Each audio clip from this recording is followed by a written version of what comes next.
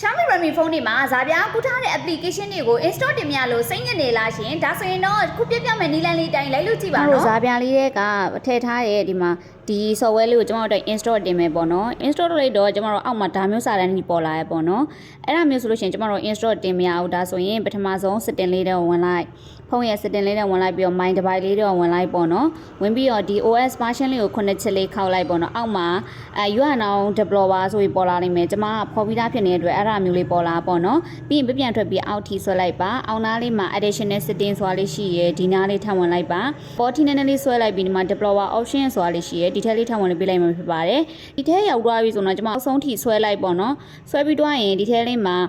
turn on system optimization ဆိုတာလေးကပွင့်နေရပေါ့နော်ဒီပွင့်နာလေးကိုကျွန်တော်တို့ပိတ်ပေးလိုက်ရမှာဖြစ်ပါတယ်ဒီမှာစက္ကန့်နည်းနည်းလေးစောင့်ပေးလိုက်ပါပေါ့နော်ဆောင်ပြီးသွားပြီနော်ကျွန်တော်တို့ access ဆိုတာလေးနှိပ်လိုက်ရမှာပဲဒါဆိုတော့ပြန်ထွက်လိုက်ကျွန်တော်တို့ဇာပြားလေးတွေဝင်ပေးလိုက်ပေါ့နော်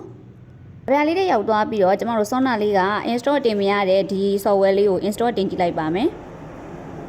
ဒါဆိုရင်တော့ install တင်လို့ရပြီးသွားပြီဖြစ်ပါတယ်နော်မှာကြည့် installer ဆက်ဆက် attach to ဆိုပြီးဖြစ်သွားပါလိမ့်မယ်ရှင်ဒီနေ့တိုင်းလေးစိုက်ကြည့်ပါနော်။ညနေ application တွေကို install တင်မရတဲ့လူလေးတွေအတွက်နီးလန်းလေးပြပြလိုက်ပါပြီနော်။အဆင်ပြေကြပါစေ။နောက်ပြီးမှထပ်တွေ့ကြမယ်နော်။တတာ